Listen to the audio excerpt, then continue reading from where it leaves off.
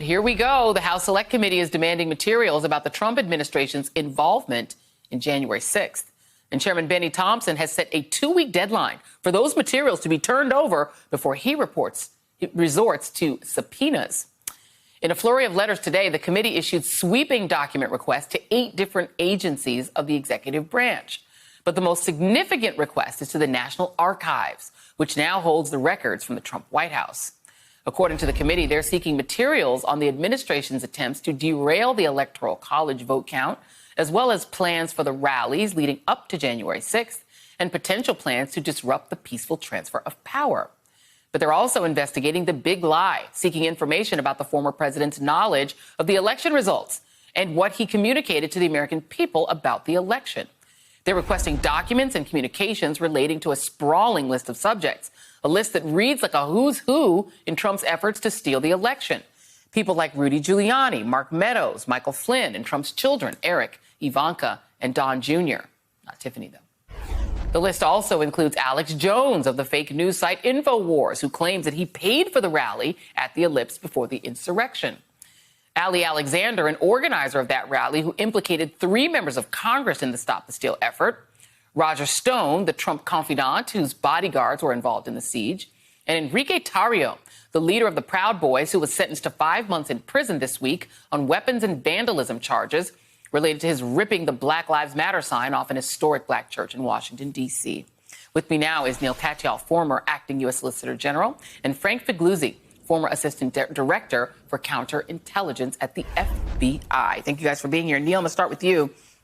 Here's some of what the committee is requesting, and this is possible material related to militias and conspiracy theorists, including all documents and communications referring and relating to QAnon, the Proud Boys, Stop the Steal, Oath Keepers, the 3 Percenters, or concerning all concerning the election 2020 results. But here's another thing they're requesting. All documents and communications related to the mental stability of Donald Trump or his fitness for office. I will ask you first, and then Frank, what all of that says to you. Well, boy, Joy, that may be a lot of documents.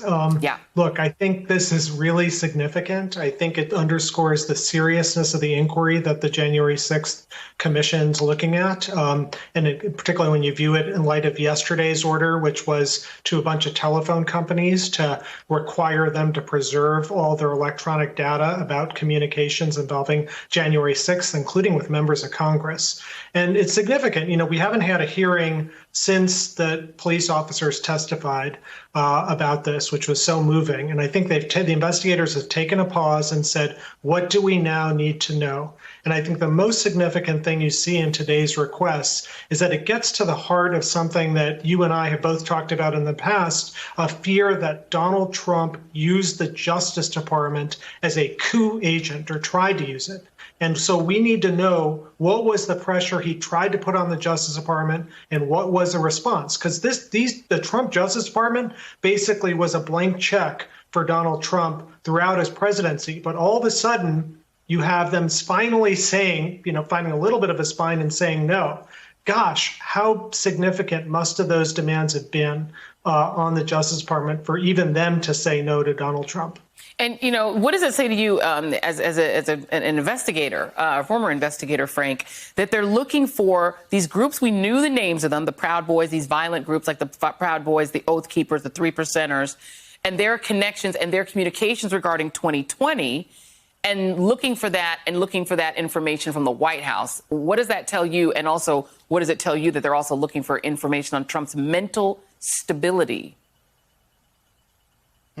It's very interesting. As Neil said, it is the first significant sign of life we've had from the Select Committee following the compelling testimony of the police officers. This is a very broad records request, and I want to try to set expectations here first. Let's remember that the former president was not someone who engaged in email communications, so let's not get excited that we're going to find some smoking gun email communication.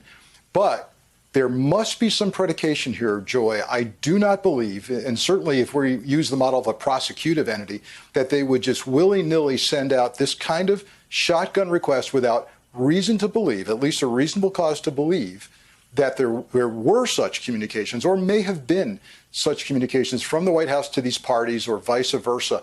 The National Archives is the repository of record for those White House communications. But let's also understand something here. They are the repository of record for official devices and communications.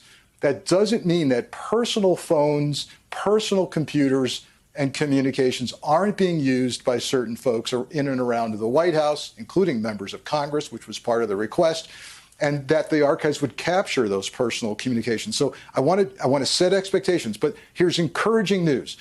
This sign of life is significant. The investigation is taking off. They've got some reason to believe this is going to reap benefits for them. Now we watch and see the strength of this select committee. What happens if they turn to subpoenas? How long is it going to take the National Archives to respond to this massive request? Are they properly staffed? Can they do it in 2 weeks? I say no.